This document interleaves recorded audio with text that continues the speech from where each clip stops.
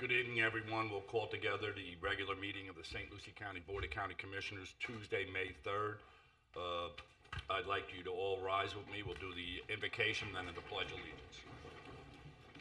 I invite you to join with me if you're willing. Gracious Father, as we gather this evening to do the people's business, we ask for your blessings on these proceedings.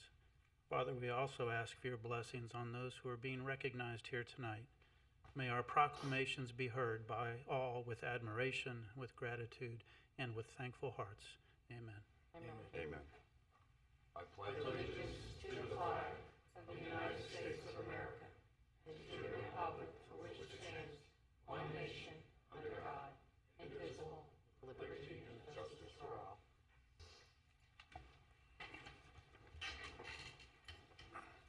Okay, at this time, I'd like to ask if there's anybody from the public that would like to speak. Of course, this will be excluding any public hearing items. Is there anyone from the audience that would like to speak this evening? Seeing none, I'll close public comment. Moving on to number 5, I'll entertain a motion to approve the County Commissioner meeting for April 12th and April 19th. Move approval. We have a motion by Commissioner Second. Bartz, a second by Commissioner Hutchinson. All those in favor signify by saying aye. Aye. Motion carries. At this time, I'd like to welcome from FACT, which is the Florida Association of Counties, Virginia Ginger Delegal, and she is going to give us an update on the goings-on. So, good evening, and thank you for being here tonight. Good evening, Mr. Chairman. It is absolutely a pleasure to be out and about in the counties during this time of the year in between legislative session and then what we affectionately call conference season, because we do have 3 conferences coming up. So I would be remiss, and Cregan Mosteller, for those of you who all know her, she's in charge of our communications, would literally beat me upside the head if I didn't tell you we have our annual conference coming up last week in June, Orange County. We hope to see you all there. So it's absolutely a pleasure to be here. Thank you, Mr. Chairman. I appreciate it. However, I'm actually here this evening on behalf of a different organization, and that is the Florida Bar. More particularly, the city, county, and local government section of the bar. This section of the bar boasts over 1,800 lawyers as members who specialize in the practice of local government law here in Florida. Several of you may not be aware, but that I am a lawyer by trade, and more specifically, a local government lawyer with 29 years of experience in this great state. Not only am I here on behalf of this section of the bar, but I'm on a special mission with the hard and great work of members of your staff to honor one of your own tonight with an award. The Ralph Marsicano Award is the oldest, begun in 1976, and most prestigious award given by the city, county, local government section of the Florida Bar. Considered the Dean of U.S. City Attorneys, Mr. Marsicano made significant contributions to the practice of local government law in the state of Florida throughout his career. Mr. Marsicano was the City of Tampa City Attorney for 28 years. He served as the General Counsel for the Florida League of Cities for 30 years, and he was one of the principal authors of the language of the local government provisions in the Florida Constitution in 1968. Because of the nature of this very significant award, the section chair appoints a committee of former section chairs or prior Marsicano Award winners to review the nominations. The committee this year included myself and 2 other prior award winners and seasoned local government lawyers, Herb Tila and Mark Barnaby. We had more nominations this year for the Marsicano Award than the past several years. I think that's a post-COVID thing. Past recipients include the likes of my mentor, the late Bob Neighbors, Harry Stewart, Judge Jim Wolfe, former Justice Alan Sundberg, and Terry Lewis. It is my honor this evening to present this year's Marsicano Award to one of St. Lucie's own. The tradition of this award, however, is that it is given as a surprise, and this year is no exception, although you will all quickly figure out who it is. This year's recipient is an honors undergraduate from the University of Miami and is still an avid Canes fan, I am told. And he is a graduate of the Wake Forest School of Law. Upon graduation, the recipient spent a short while with 2 different law firms, but quickly made his way to the Martin County Attorney's Office, where he spent 3 years, and then joined the St. Lucie family in 1985, where he's been ever since. Always keeping the best interest of the county at the front of his mind, this year's recipient has even served as acting county administrator twice during his tenure.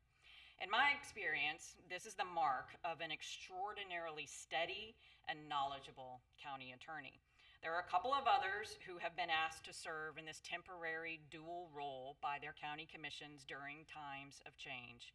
Providing a steady hand is definitely one of the things I think of when I think of this year's recipient. And even former Governor Jeb Bush believed that this year's awardee brought a stable countenance to the practice of law, as he selected our recipient to be appointed as a circuit court judge about 15 years ago. But our awardee stayed here instead. His career led to his significant contributions in the body of law that is Florida's local government jurisprudence, successfully handling cases that impacted the St. Lucie community in many daily and extraordinary ways. Everything from solid waste to taxation to airport authority issues to natural disasters and states of emergency to Major League Baseball to adult entertainment to environmental lands to growth management to elections to court issues and all manner of public improvement and construction projects. This year's recipient has served the state of Florida with distinction throughout his career as well. In addition to being engaged with the city, county, local government section of the Florida Bar, this year's awardee has been elected by his peers to the board of directors for the Florida Association of County Attorneys. He has been appointed to many of their committees over the years, and he serves as a great brainstormer and idea suggester among his peers around the state. Being a willing partner with the county attorneys around the state truly means that this year's awardee not only works for a better St. Lucie, but he works for a better Florida. Words others use to describe this year's awardee include humble, caring, compassionate, knowledgeable, honest, loyal, hardworking, and humorous. He is extremely dedicated to his family, friends, St. Lucie County, and apparently to where he eats lunch. I understand that there might also be a trash-talking side to our awardee when it comes to the game of golf, but that he just might be able to back up that talk with a brilliantly played 18 holes himself. 2 points, finally, on this year's awardee. Apparently, he never forgets anything. In fact, some have said that if he can't remember, apparently it didn't happen. When colleagues ask him a legal question, he turns around, reaches for his Florida statutes, and quickly turns to the correct page regarding the law in question. He is known as having an incredible legal mind. Finally, several years ago, when a county staffer was coming to work for St. Lucie, he received some advice from a lawyer in Tallahassee who had worked with this year's awardee. The advice was, if you want to be successful, take the advice of Dan McIntyre and work closely with him, and you will do well. It is my honor on behalf of the City, County, Local Government section of the Florida Bar to present this year's Ralph Marsicano Award to St. Lucie's own Dan McIntyre.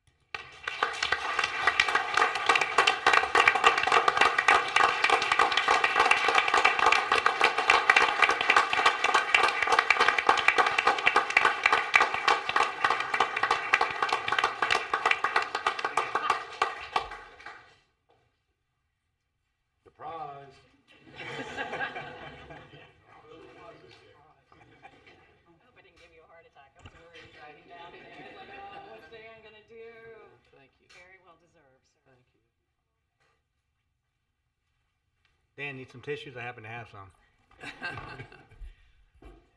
Well, you all pulled a fast one on me, and it looks like you all enjoyed pulling a fast one on me.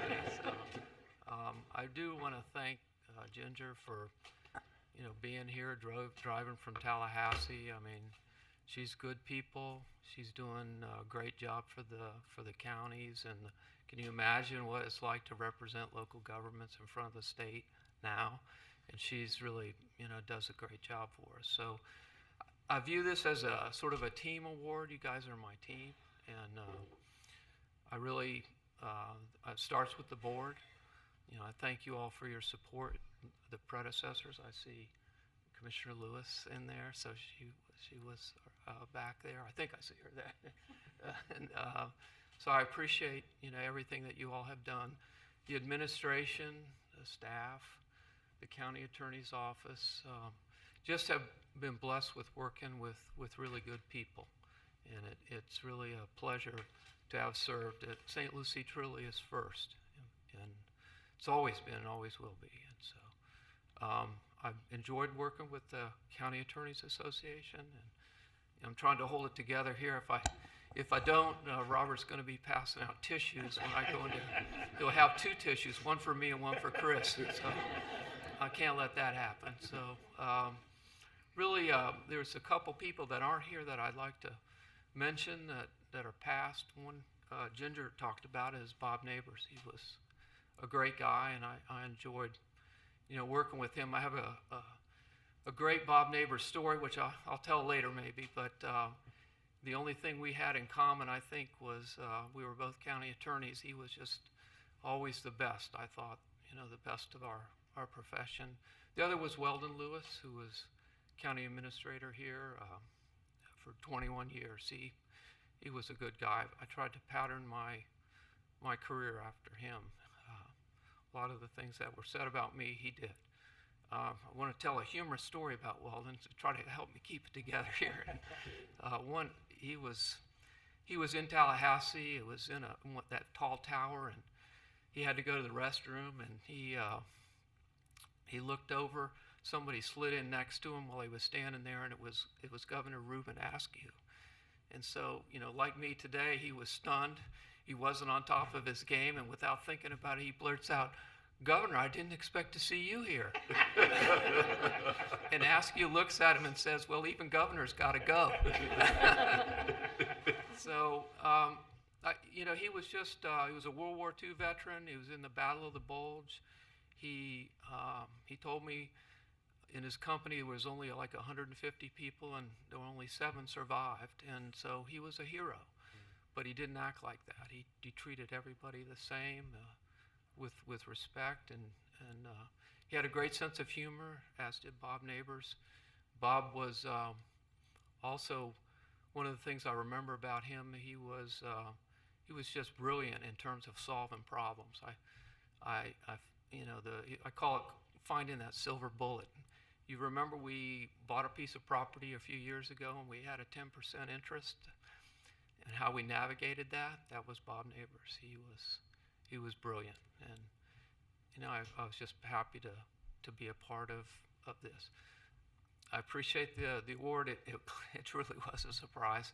Sorry for the length of the presentation. Can you take 2 minutes and thank your family, please? Maybe introduce them. Oh, yeah. They've been your backbone. Right behind you. Oh,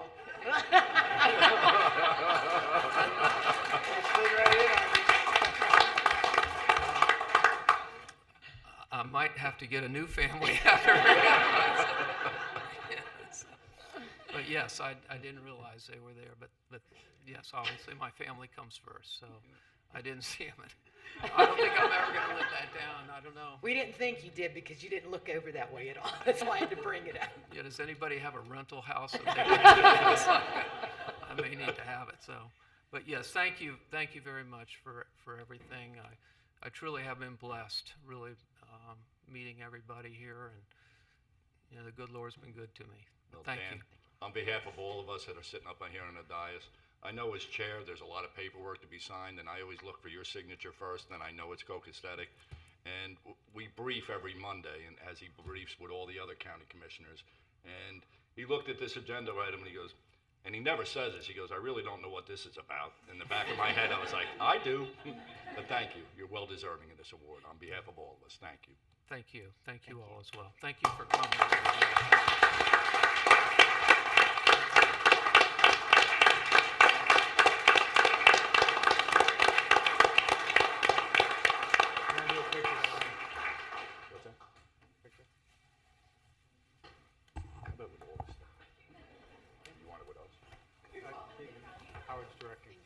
Howard's directing. Okay.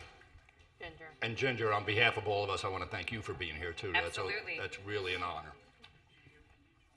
Yes, sir. On my way. Trying to clean up my mess. Come on up here, Dan. Yeah, the box. Oh, awesome. Ginger, you too. Oh, yes, the bar. I like it. Okay. Yeah, I'll call you tomorrow. Thank you. Dan. You want them here, or do you want them up here? Okay, perfect. Randy? What, we're going down?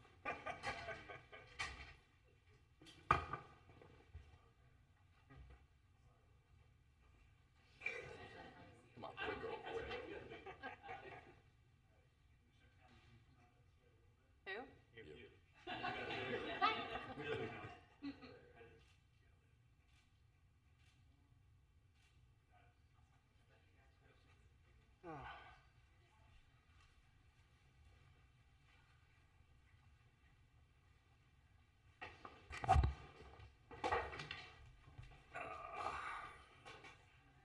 Okay, moving right along.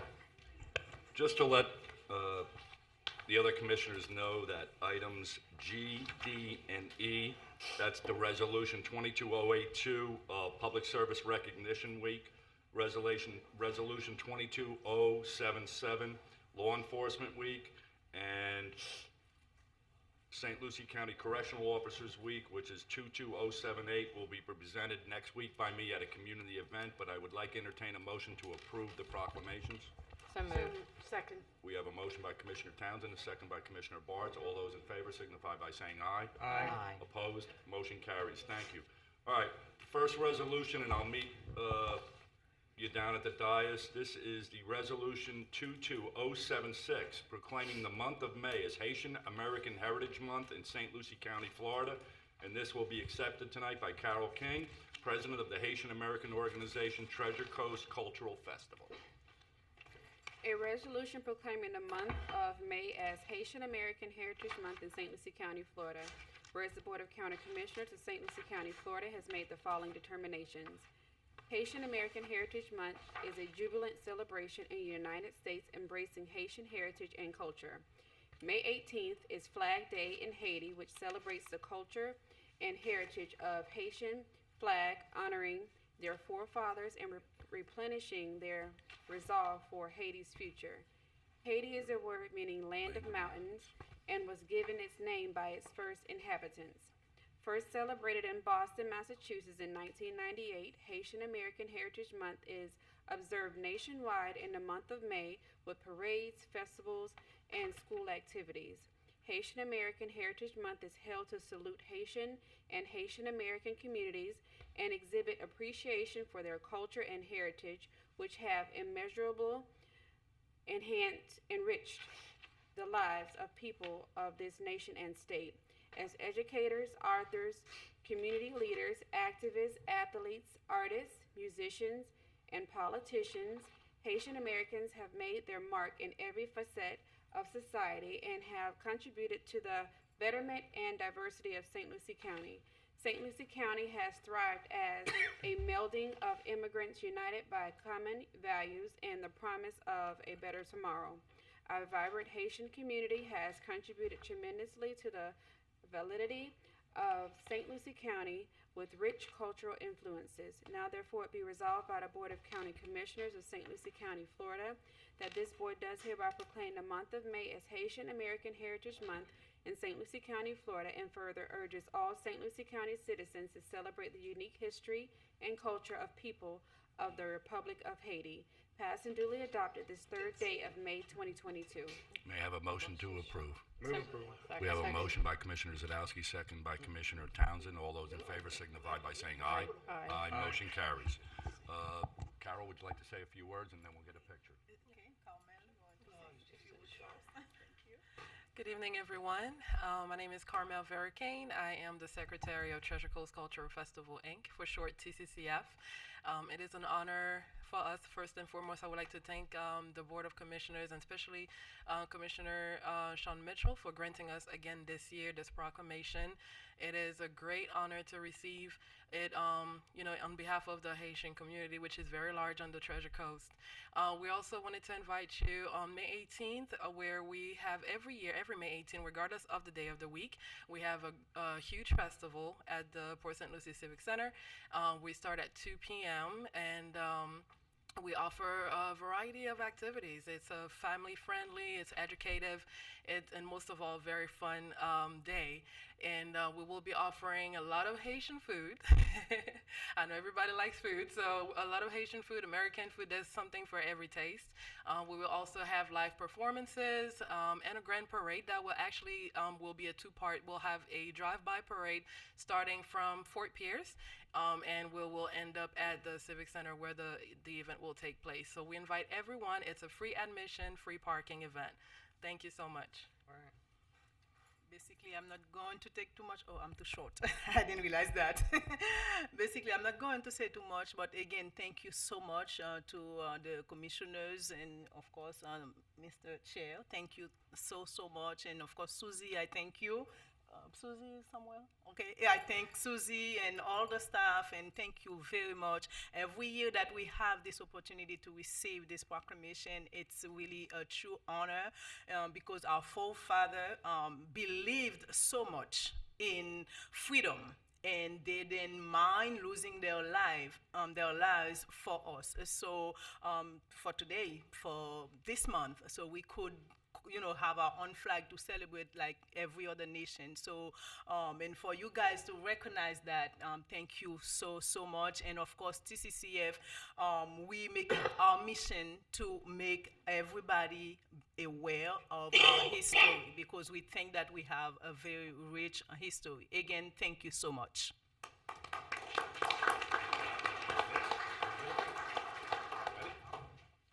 Take this from me for a second. Put it right there. You're going to hold this? Right side up.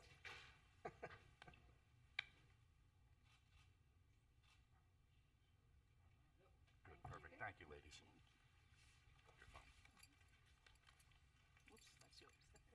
Okay, next is Resolution 22049, proclaiming the month of May as Building Safety Month in St. Lucie County, and I believe Doug Harvey, our building code our superintendent and building official from St. Lucie County will be accepting. A resolution proclaiming the month of May 2022 as Building Safety Month in St. Lucie County, Florida. Whereas the Board of County Commissioners of St. Lucie County, Florida has made the following determinations. St. Lucie County is committed to recognizing that our growth and strength depends on the safety and essential role our homes, buildings, and infrastructure play both in everyday life and when disasters strike. Our confidence in the resilience of these buildings that make up our community is achieved through the devotion and vigilant guardians, building safety and fire prevention officials, architects, engineers, builders, tradespeople, design professionals, laborers, plumbers, and others in the construction industry who work year-round to ensure the safe construction of buildings. These guardians are dedicated members to the International Code Council, a nonprofit that brings together local, state, territorial, tribal, and federal officials who are experts in the built environment to create and implement the highest quality codes to protect us in the buildings where we live, learn, work, and play. These modern building codes include safeguards to protect the public from hazards such as hurricanes, tornadoes, wildfires, floods, and earthquakes. Building Safety Month is sponsored by the International Code Council to remind the public about the critical role of our communities, largely unknown protectors of public safety. Our local code officials who assure us safe, sustainable, and affordable buildings that are essential to our prosperity. Safety for all, building codes in action, the theme for our Building Safety Month 2022, encourages us all to raise awareness about planning for a safe and sustainable construction, career opportunities in building safety, understanding disaster mitigation, energy conservation, and creating a safe and abundant water supply to all our benefit. In observance of Building Safety Month, people all over the world are asked to consider the commitment to improve building safety, resilience, and economic investment at home and in the community, and to acknowledge the essential service provided to all of us by local and state building departments, fire prevention, and federal agencies in protecting lives and property. Now therefore be resolved by the Board of County Commissioners of St. Lucie County, Florida, This board does hereby proclaim the month of May 2022 as Building Safety Month in St. Lucie County, Florida. This board further encourages all citizens to observe this important month by joining us as we participate in Building Safety Month activities. Passed and duly adopted this third day of May 2022. Do I have a motion to approve? Motion by Commissioner Hutchinson, second by Commissioner Bartz. All those in favor signify by saying aye. Aye. Aye. And with us, we have Mr. Harvey, and he's going to say a few words. Thank you, Mr. Harvey. Thank you, Mr. Chairman. On behalf of the building department staff and all of the construction industry in St. Lucie County, we thank you for this recognition. The International Code Council and its partners promote the Building Safety Month campaign to raise awareness about the importance of building codes and the roles of the building safety professionals, also known as the silent protectors. This year's campaign will focus on energy, innovation, building safety careers, water safety, and disaster preparedness.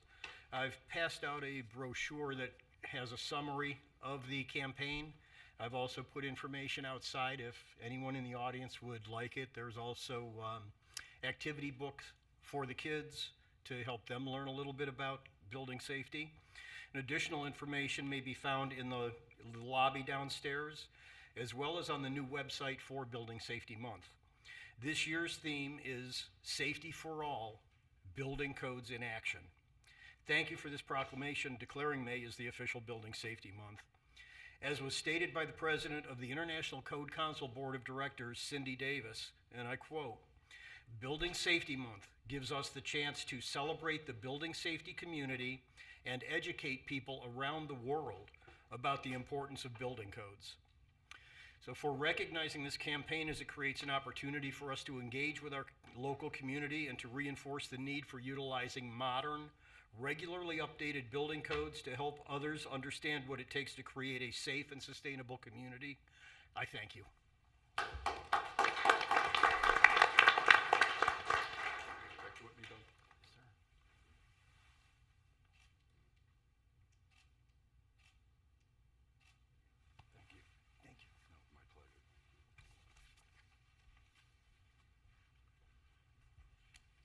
Okay, next resolution is 22-064, proclaiming May 2022 as Mental Health Awareness Month in St. Lucie County. And today this will be accepted by Catherine Hensley, the Board Director for the New Horizons of the Treasure Coast, and William Wims, CEO, New Horizons of the Treasure Coast. Madam Secretary. A resolution proclaiming May 2022 as Mental Health Awareness Month in St. Lucie County, Florida. Whereas the Board of County Commissioners of St. Lucie County, Florida has made the following determinations. Mental health is key to overall wellness as mental health influences decision-making, behavior, and consequently, physical health. Over half of adults living with mental health illnesses do not seek treatment. A growing number of youth in the United States live with depression, and in fact, about 20% of young people ages 12 through 17 have experienced major depression. In 2022, more than 10% of children and adults continue to lack adequate medical insurance coverage for essential mental health services. Florida is ranked 49th out of the 50 states with access to mental health care. Stigma remains the primary obstacle to getting help. As community leaders, we must prepare for an increase in demand on services through education, outreach, and ever greater access to care to ensure our community's overall health. It is the duty of each and every one of us to provide continued and consistent access to resources to mental health care. Now, therefore, it be resolved by the Board of County Commissioners of St. Lucie County, Florida. This board does hereby proclaim the month of May 2022 as Mental Health Awareness Month in St. Lucie County, Florida. The board urges all citizens to strive to be a community who supports mental health wellness, including greater access to treatment, increasing educational tools and resources for our citizens, and continually supporting those citizens with mental health opportunities. Passed and duly adopted this third day of May 2022. May I have a motion to approve? Motion by Commissioner Townsend. Do I have a second? Second. Second by Commissioner Bartz. All those in favor signify by saying aye. Aye. Opposed, motion carries. Would either one of you like to say a few words? Yes. Well, please do. Thank you so much. Being back again, you're all very aware aware of what goes on with the mental health industry, so to speak, and the needs in our community. We know that the needs have doubled in the last couple of years. The funding and the resources have not. So we have made a concerted effort to do what we can to increase our reach and meet as many people as possible, looking for extra funding from different organizations from the state to be able to increase what we can do for the people who need us most. I appreciate the resolution. It shows that your commitment, and we know that each one of you is very committed to this issue. We are 49th in the country. Often we are 50th in the country when it comes to children's mental health issues. So we have a long way to go to be able to meet the needs that continue to grow in our community. So thank you for your support, and William has some specifics. Yes, thank you all. Again, thank you for recognizing Mental Health Month. I want to thank the commission for everything that you've done to help us. I know we've been around since 1958, but every time I get before you, I'm always happy to see you guys because you guys make us able to do what we do. Some numbers, I know everybody likes numbers. We've served over 15,000 children and adults in the last year, inpatient and outpatient in St. Lucie County. We have had 6,000 individual touches with adults, and we saw 1,400 kids in the last year. We are working with them on trying to keep them out of the inpatient setting, trying to get them therapy and outpatient services that they need. We do now have our mobile response team that's available 24 hours a day. You can call them. They'll come out and meet you anywhere, whether it be a library, McDonald's, anywhere you want to meet. We meet in parks. It's a great tool for people who are just going through something. Pick up the phone and call. You don't have to worry about whatever you say stays between you and the person. We also have our outpatient where you can come in, see a doctor, see a therapist, get you back on the meds that you need to be on, and we want to provide care to the people. Again, thank you for all you do, and thank you for helping us give back to the community.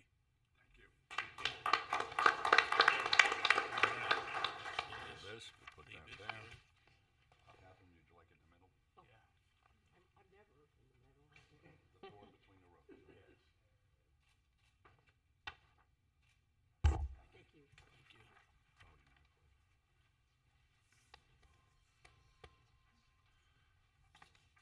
Okay, and last but certainly not least, Resolution 22-081 proclaiming Saturday, May 14th, 2022 as National Letter Carriers Food Drive Day in St. Lucie County. And tonight this will be accepted by Greg Smith. He is the Executive Director of the Mustard Seed Ministries. Greg, would you like to join me up here? And Madam Secretary? Which one is this?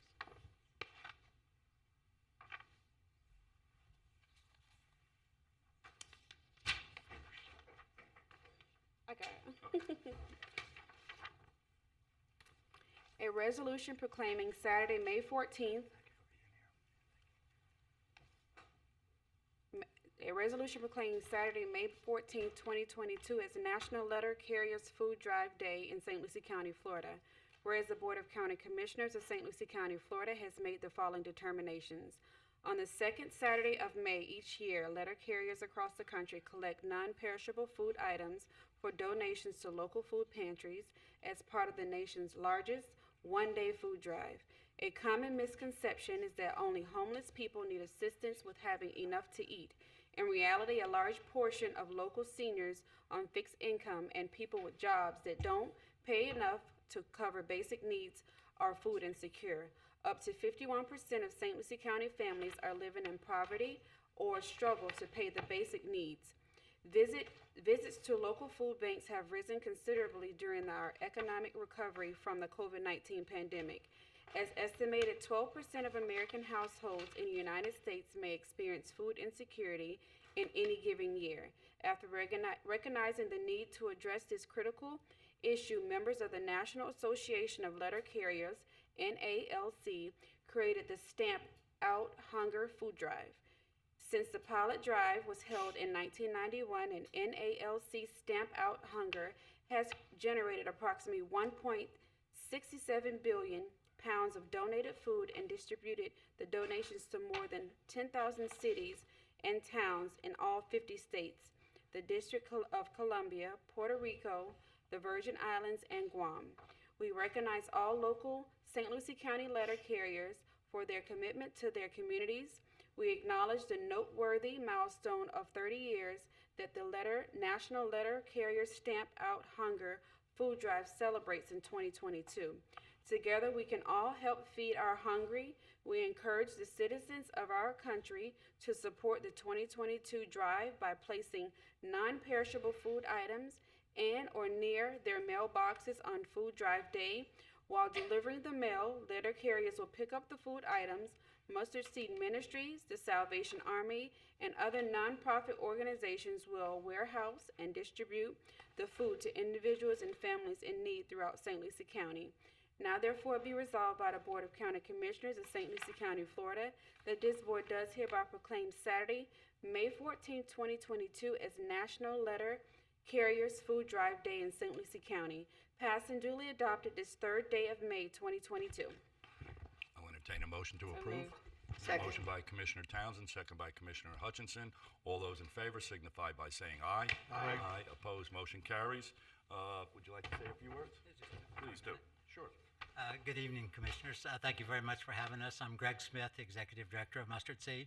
Been asked to accept this proclamation on behalf of the NALC. I just want to kind of reiterate the 30th year for the letter carriers to carry on the food drive. It started because letter carriers have always been a big part of the community, helping in many ways, and they realized that a lot of the food banks started to run out of food. You get a lot of food during Thanksgiving, a lot of food during Christmas because everyone's heart's pouring out. I can certainly attest to that.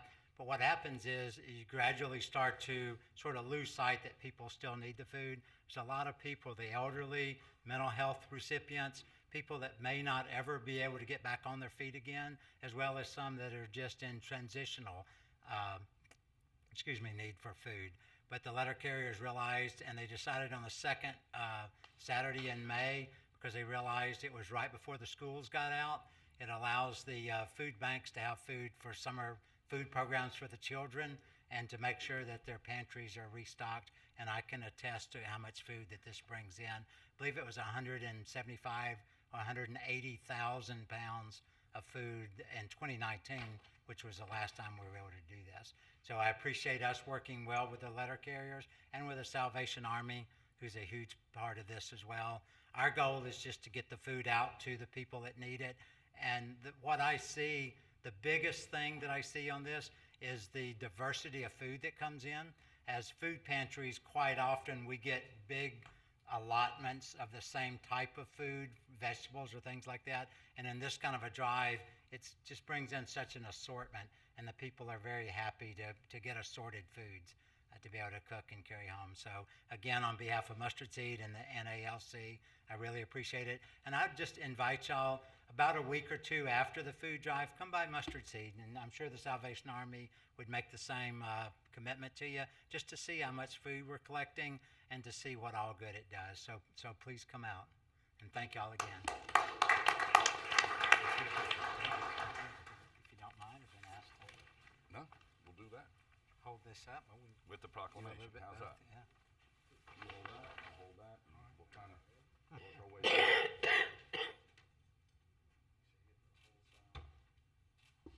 Perfect. Thank you again. Thank you very much. Appreciate it.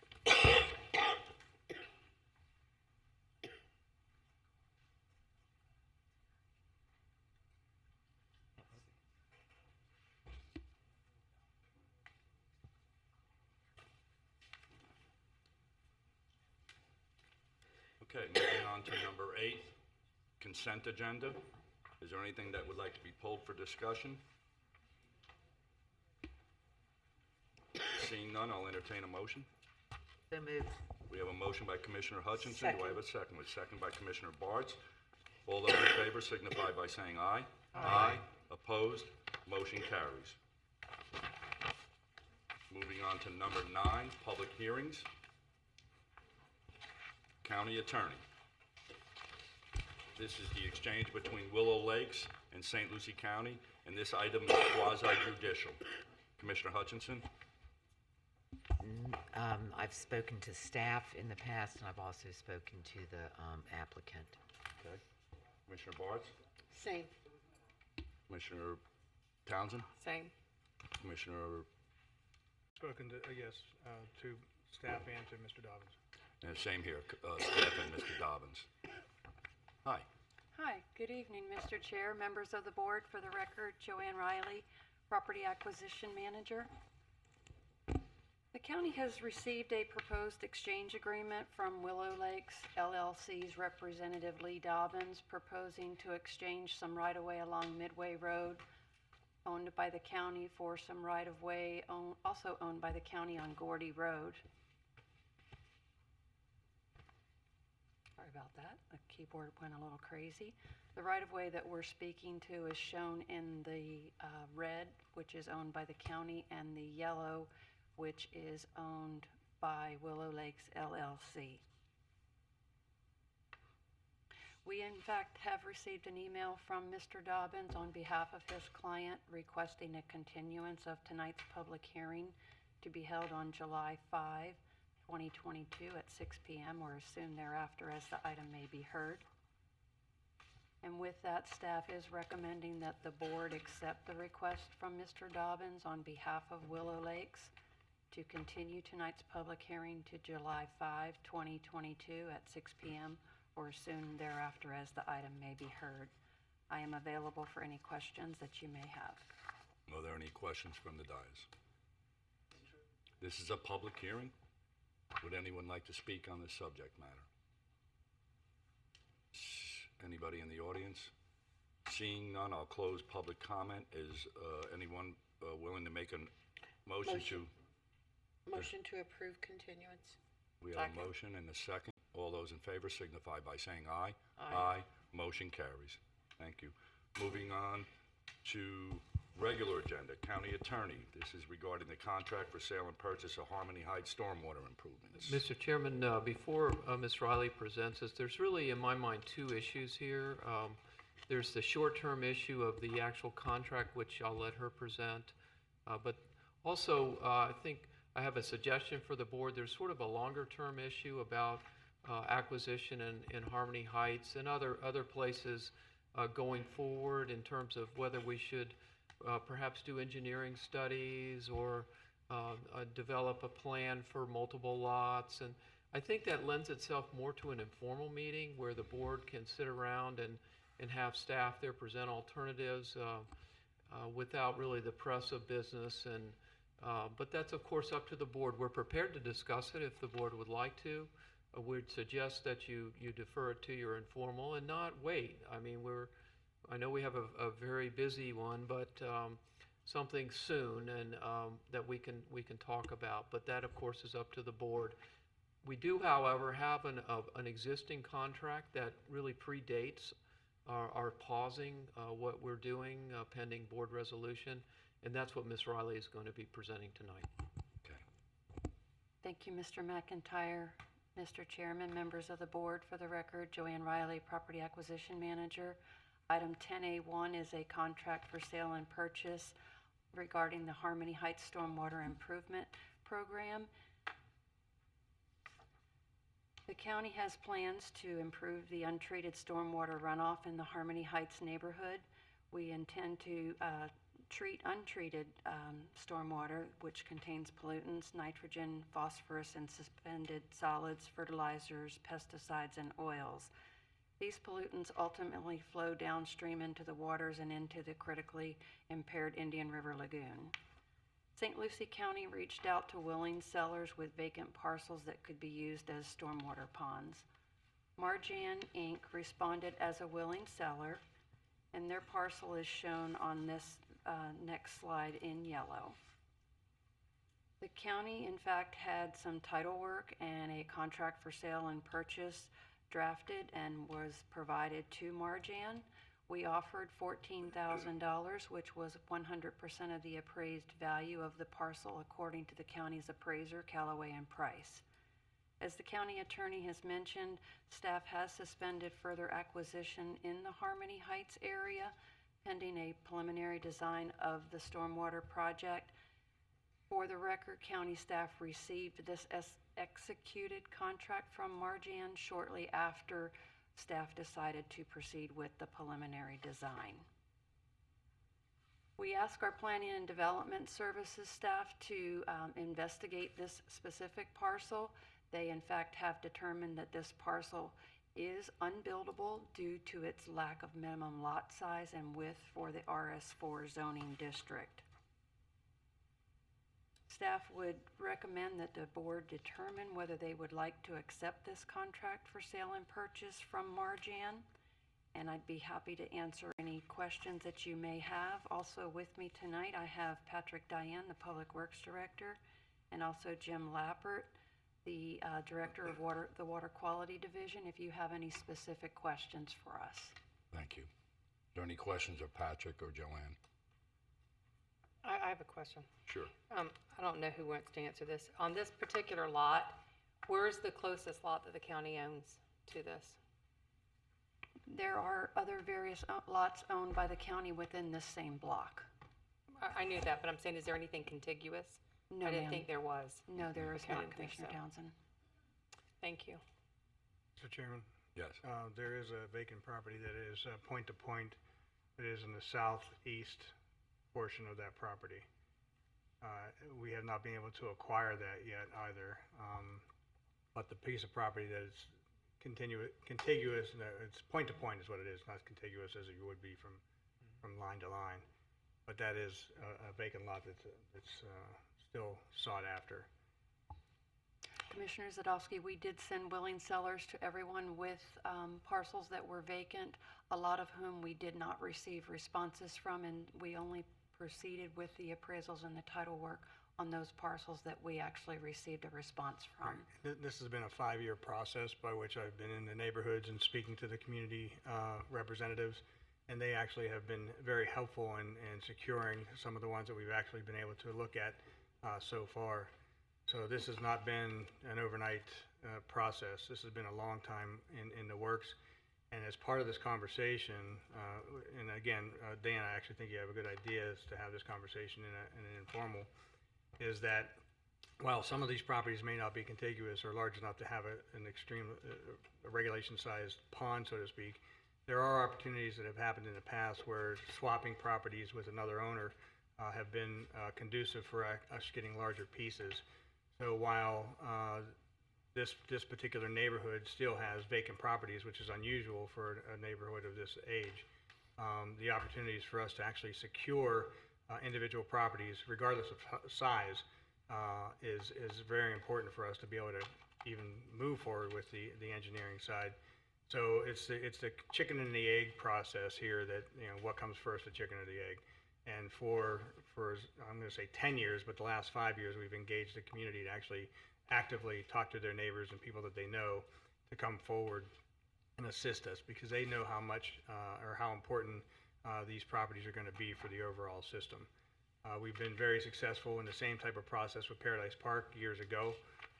We had the same type of situation where some of the lots weren't adequate at the time, but again, through a property swap opportunity or moving things around, and then in the engineering process have been able to utilize even the smaller lots. So I raised that tonight just to suggest that I like Dan's idea of having this conversation, because I think there's a lot more levels to go down in this discussion. But this property, again, it's a very minimal cost based on today's market. I think it's important for us to achieve it tonight and move that process forward. And then again, I would agree that having this conversation in a more extended process with the engineering staff and looking into maps and quite honestly, possibly listening to having the community come in and talk to us to let us know how important this process is. Thank you, Mr. Chairman. Mr. Chairman, I've just got one comment, and I'm not going to belabor this because I agree with you, Commissioner Zadowski. I think this needs to be done at an informal where all the facts are on the table, the maps are out there, and everything else, because that is an issue that I have with this. I don't think there's anybody on this board that has ever said or not supported moving forward with it. It's because of the lack of planning at this point that's been called into question. So I look forward to that conversation, and I think it needs to be between the board. This board is well aware of the need along with what the residents feel. We've met with them in the past. So this is not a reflection on that at all. It's the lack of the chicken and the egg. And I'll refer back to your words on that one, sure. and that's what's being called into question. And I appreciate your words. Thank you. Anything? Do we know if it'll be on an informal soon? It is Yes. currently scheduled for the July informal. There is not one in June. Do we have any kind of motion? Public hearing? No. So should we table this until we have our informal meeting and then come back to the board with it? I'm going to defer to you, Howard. I don't Well, know I would how- defer don't to know the how long attorney, 'cause offer they don't is know what the- outstanding. Okay, or Cross- Dan? Yeah, I think we're proposing an earlier closing date than that, and I think the seller is anticipating that. Of course, we can try to negotiate an extension if that's what the board wants to do. We really view this differently because it was in the pipeline. We've solicited the proposal, so we feel going forward, we're stopping until the board resolves this issue, so we're not going to be sending out more offers. So if, the sooner we can get this resolved, the better for everybody. But on this one, I really think, and again, as I've told you, I don't think there's a right or wrong answer here. We vote yes, votes no. It's either way, it's good. But I think we should take a vote today, and if the board's not comfortable with it, let's not go ahead. And if you are, let's go ahead and do it, and then we'll deal with the larger issue in either July or whenever we can get there. This is the $14,000 purchase, correct? 16. And if I may, Mr. Chair, and members Sure, of the board, Patrick Diane, Public Works Director, just to echo a lot of what Mr. McIntyre has said to you. This particular parcel, as we saw that it's insufficient size and width for the minimum zoning requirements, due to its size, due to the lack of a contiguous vacant parcel, while amassing more acreage is certainly better for the overall project, I don't see this one as being something that if the board chooses not to acquire it tonight, that would be something that we couldn't make up for in future acquisitions. What's the will of the board? Motion to deny. We have a motion by Commissioner Townsend. Do I have a second? Second. Madam Secretary, call the roll. Conversation. Commissioner, Sure. I really don't understand this one from my colleagues. We worked hard in Indian River Estates, we worked hard in Lakewood Park. Not every community is as large a parcels as Indian River Estates, surely. In Lakewood Park, we moved forward with lightning speed to move forward with an MSBU, working with the Fort Pierce Farms and downward outfalls. Significant efforts were made by staff to move that program forward to help the neighbors in that particular community, and it's shown to be very valuable to that community. I would ask my colleagues to change their motion and second to accept this particular property and to have this discussion further in the informal. I will not be supporting the motion nor the second as indicated for the reasons that I and my office and have been working with staff to secure as many properties as possible in the areas of Harmony Heights to secure and to finalize the multiple phases that which Harmony Heights stormwater project will need. And so to stop this particular property and understanding that there would be an opportunity for us to discuss the engineering going forward, I think it's important to have as many pieces of property as possible. This one's already in queue. We reached out, and my challenge is that we go out there and we secure a property and a willing seller comes forward and simply says, look, you came to me. Why do I want the next neighbor that says, oh, well, the county backed out of our deal? Then we look bad, our credibility is shot. Then it loses our opportunity to secure other properties in the future because we can't be relied upon as a government agency and our integrity shot to say, hey, we want these properties, we need a willing seller, can you help us? And when they do, we turn it around and we do this, and I'm very unhappy about this thought process. I'm not sure why this particular community is being called out, but the bottom line is, these older communities have more problems in trying to secure what is needed. And so that's my request, and my hope is that my commissioners, colleagues will help me move this thing forward in this particular one property, and then have the discussion at the informal. Mr. Chair, I'm going to come back on this one. And I'll be right Commissioner behind you. Zadowski, I appreciate your comments, but you are misconstruing projects. Indian River Estates had water basin, drainage basin studies done. They were engineering done and everything else and put into tiers. You can't compare apples to apples here. We are literally, if you want to have this conversation tonight, I'm game. We are literally going out and buying property, not even knowing if we need them. That's my concern. This is not the first piece. You're acting like it's an important piece, but we've bought many pieces when you look at the map. And they're not connected. And I'm buying property with taxpayers' dollars. One of them, not recently, was over $360,000 without a plan in place. So you can vote the way you are, but I'm going to stand by this. That is taxpayers' dollars, and until I have a plan, I'm not supporting any. And Mr. Chair, I'll follow up with, Lakewood Park was not anything to do with this. Lakewood Park, the canals were already in place. We were bringing in pumps and pumping it out in wet season. It's a totally different scenario up there than what's going on now.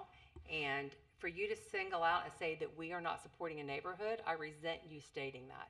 That is not You're welcome the fact. to be resented. Yeah. Okay. Well, I'm just saying that's rude of you to even say that, because nobody sitting up here has anything. We all feel the same about this entire community. And we all know that there is something that needs to be done there, Chris. But Lakewood Park and Indian River Estates is not even comparable to this. We have to have a plan, we have to know what we need, and we have to be able to make sure that everybody's on game to be able to purchase the property. You're asking us to take taxpayers' dollars and go out there and randomly handpick property when we can grab it, and if it's not contiguous and it's not going to be even a buildable lot that we can put back on the market and sell, why are we buying something without the plan? So for you to sit here and make a comment that you made is very disrespectful to this board.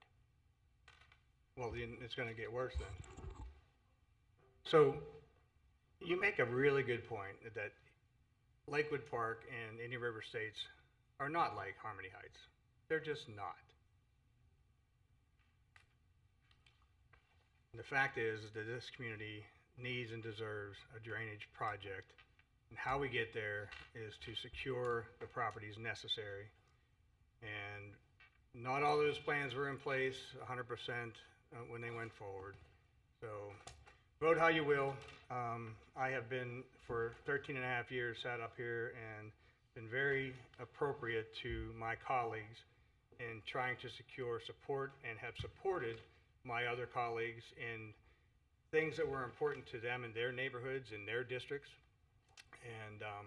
And quite frankly, I feel somewhat disrespected in this particular project. So I'm going to sit back and let y'all vote how you want, and we'll go from there, and then we'll see in the informal. You have anything, Dan? I have a question for you, Dan. Say that we vote not to purchase this property tonight, but down the road, when we get together and we do a proper planning of buying these lots and things of that nature, could we come back to the same individual and say, now that we have a plan? Yes. I'm talking to Dan, please. Yeah, yes, you could. You would have to reinitiate negotiations. They would have to be a willing seller as well at that point in time. But yes, potentially it is an option. Okay, thank you. All right, Madam Secretary, you can call the roll. Commissioner Bartz, Yes, ma'am. Commissioner Jazowski, No, ma'am, emphatically. okay. Commissioner Hutchinson, Yes, ma'am. Commissioner Townsend, Yes, ma'am. Chair Mitchell. Yes, ma'am. Okay, moving on to 10AB. Thank you, Mr. Chairman. This item relates to a proposed reimbursement resolution that was prepared by the county's bond council. As the board is aware, we're working with our financial advisor to develop a financing plan for certain capital improvements for the county's utility system. In advance of the financing plan, this resolution would allow the county to be reimbursed for various costs and expenditures made in advance of any issuance of tax-exempt debt. Let me make it clear that we're not asking you to issue debt at this point in time. We don't have a plan. We're still working on it. Our plan is to present that to you. If you decide to not proceed with that, then this will not be really of effect. But if you do decide, it will allow us to reimburse. In that vein, staff recommends approval. Any questions? Seeing no questions, we have a motion by Commissioner Bartz for approval. Do I have a second? No, Commissioner Hutchinson. Oh, I'm sorry, Commissioner Hutchinson. I'll make the second. And a second by Commissioner Bartz. All those in favor signify by saying aye. Aye. Opposed, motion carries. Moving on to 10B, Public Utilities, and I want you all to know that item is related to the American Rescue Plan. Good evening, Chairman, Commissioners. George Landry, Director of Public Utilities and Solid Waste for the record. This item brought before you this evening is one of the items that we discussed at the last informal meeting. And as you are aware, we had an opportunity to seek this grant for North Hutchinson Island Septic Sewer Initiative. In previous years, we've only seen grants in the realm of between $100,000, maybe $1 million for the utility. So when we submitted this grant, we weren't even sure if we would be awarded anything. So it was a surprise to all when we were notified that, we were awarded the amount of $5.7 million for 532 homes that this would affect on North Hutchinson Island. At the time of the grant notification, we were still a ways away from knowing the actual cost of the project. We submitted using estimates between 14 and 17 million for the total project cost, which would include the design, the permit, the construction, and the capacity charge. To date, we have received a grant in the amount of $990,000 to go towards the design and to bring this project shovel ready. In addition to that, South Florida Water Management District has awarded a grant for $563,000 to go towards the Jackson Way portion of the project. This board here has also pledged $1 million from the American Rescue Plan to go towards this project, in which we are very grateful. In total, to include the proposed $5.7 million grant, we are in the area of about $8.3 million and some change in grant funds towards this project that will provide septic sewer initiative service for the remaining 532 homes on North Hutchinson Island. So while we're here tonight, first and foremost, this is no fault of anyone or a failure on any part. And in a perfect world, we would have a final cost estimate, a true count of the number of residents that are in favor or not in favor of this project. Our concerns are if we don't accept this grant and move forward, we may experience some hardships in the future with regards to seeking grants. However, by accepting this grant, we are possibly moving forward with this project, and the utility is not in the position to fund the remaining balance without support from either the residents or a funding source, an alternative funding source. MSBU. So what we can tell you is there are some folks that this project will provide sewer service that are in favor and understand the costs associated. We just can't give you an accurate percentage to what that is. So staff is recommending the board move forward and agree to move forward to sign this grant award and authorize the chair to sign all necessary grant paperwork as reviewed and approved by the county attorney. And I'm happy to answer any questions. We have any questions of George? No questions?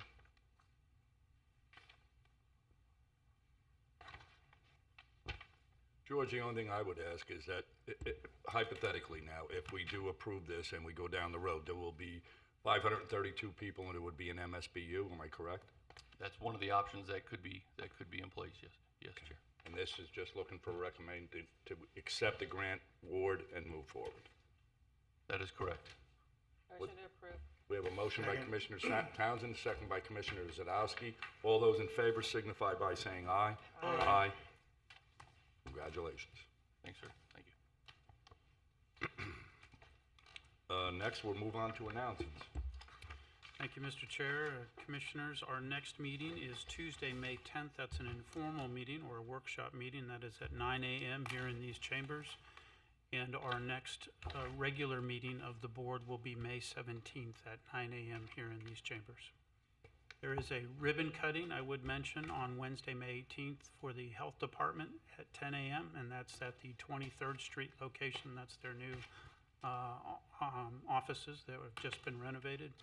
And the board will be hosting an unveiling ceremony to name the Lincoln Park Pool, the Arthur Lee Boat Right Pool on Wednesday, May 25th at 10 a.m.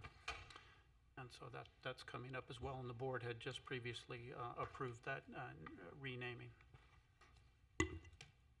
Thank you, Howard, and I'll entertain a motion to adjourn. So moved.